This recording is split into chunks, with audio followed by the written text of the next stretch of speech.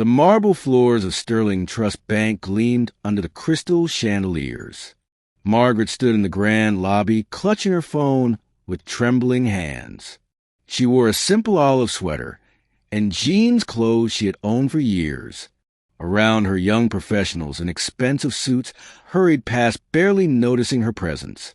Margaret was 62 years old, and she had never felt more invisible. "Excuse me," she said softly, approaching the reception desk. "I just want to see my bill." The young woman behind the counter looked up with barely concealed impatience. "Ma'am, this is a private banking institution. You need an appointment." "I have an account here," Margaret insisted, her voice wavering.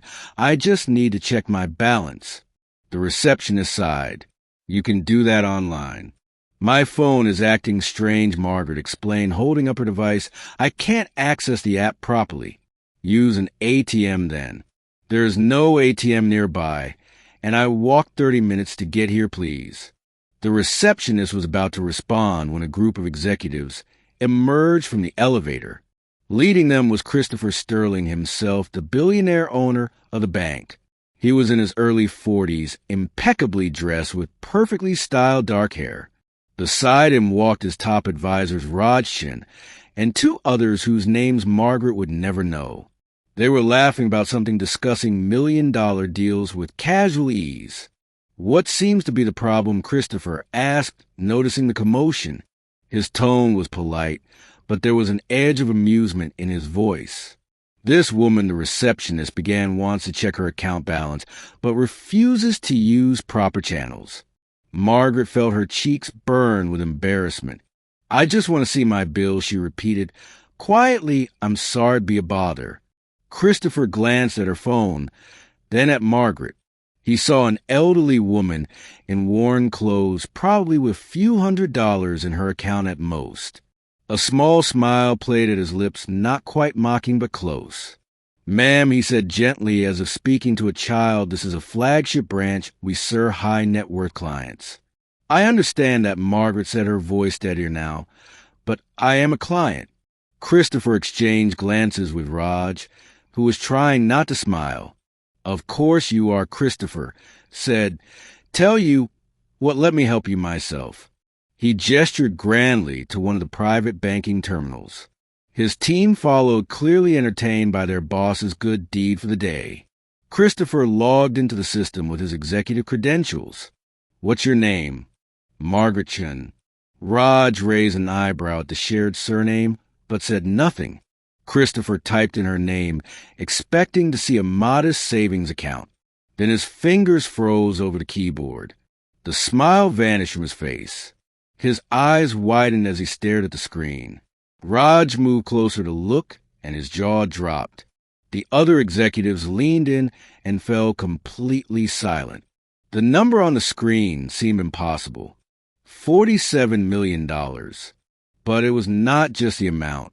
The account history showed decades of careful deposits, starting with just $200 in 1985. Year after year, small amounts added with discipline and patience.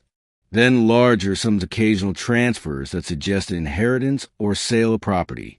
Christopher scrolled to the transaction history, his hands no longer steady. He saw mortgage payments for 3 properties, charitable donations to children's hospitals, regular transfers to what appeared to be scholarship funds. This was not new money or a lottery winner. This was a lifetime of wisdom, sacrifice, and careful planning. Margaret stood quietly waiting. She had seen this reaction before, though not often, since she rarely came to the bank in person. Christopher slowly turned to face her. His expensive suit suddenly felt like a costume. "Mrs. Chun," he said, and his voice had changed completely. "I apologize." Margaret gave him a sad smile. "You thought I was nobody." Christopher felt shame burn through him hotter than any anger he had ever known. "That's not, I mean." "It's all right," Margaret interrupted. "You're not the first, and you won't be the last." She gestured to her simple clothes. "I learned a long time ago that wealth isn't about showing off, it's about security, freedom, and helping others." Christopher nodded, unable to speak. My husband and I, we came to this country with nothing. Margaret continued. We worked 3 jobs each. We saved every penny. We went without vacations, fancy dinners, new clothes. The executives stood frozen listening. When my husband passed away 10 years ago, Margaret said, and her voice finally wavered, he made me promise to take care of myself. But old habits die hard. I still clip coupons. I still walk instead of taking cabs. I still wear clothes until they fall apart. Why, Christopher asked, genuinely curious. Because I remember what it's like to have nothing, Margaret said, simply, and because this money isn't really mine. She pointed to the screen. Half of it goes to fund scholarships for immigrant children who want to study medicine. My husband died because we couldn't afford proper health care when we first arrived. I won't let that happen to other families. Christopher felt something crack inside his chest. The other portion, Margaret continued, is for my grandchildren's education and for the community center in my neighborhood, the place where I learned English, where I made my first friends in America. The lobby had gone quiet. Other customers and employees had gathered at a respectful distance, sensing something important was happening. Mrs. Chen, Christopher said, "May I ask you something?" Margaret nodded. "How did you build this?" She smiled, and for the first time it reached her eyes. Time, patience, and sacrifice, the same way anyone builds anything worth having. Christopher thought about his own wealth. Most of it inherited, expanded through privilege and connections. He had never known hunger, never walked 30 minutes, because he could not afford a cab. "I've been running this bank for 15 years, he admitted, and I thought I understood wealth. But you don't," Margaret said kindly. He shook his head. "No, I don't." Margaret placed a gentle hand on his arm. "Real wealth," she said, "is knowing the value of $1, because you've earned every single one. It's being able to help others because you remember when no one helped you." Christopher looked at Raj, at Chun, at his team. They all avoided his eyes. From now on, Christopher said, his voice firm, things are going to change around here.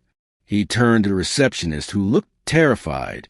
Every customer who walks through that door is to be treated with respect regardless of how they look or how much we think they have.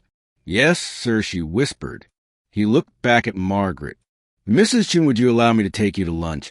I have so much I'd like to learn from you." Margaret considered this. "Only if it's somewhere with good soup and reasonable prices." Christopher laughed, and it was genuine. "Deal." As they walked toward the exit, Christopher carrying Margaret's worn purse at her insistence, the employees watched in stunned silence. Raj walked beside Margaret. "Mrs. Chun, I have to know, are we related?" Margaret's eyes twinkled. "My husband's family came from Guangdong province." Raj grinned. "Mine too."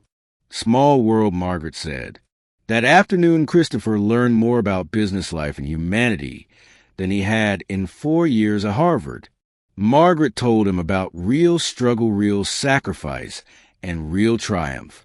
She taught him that dignity has nothing to do with bank balances. And Christopher, who thought he had everything discovered, he had been poor in the ways that mattered most.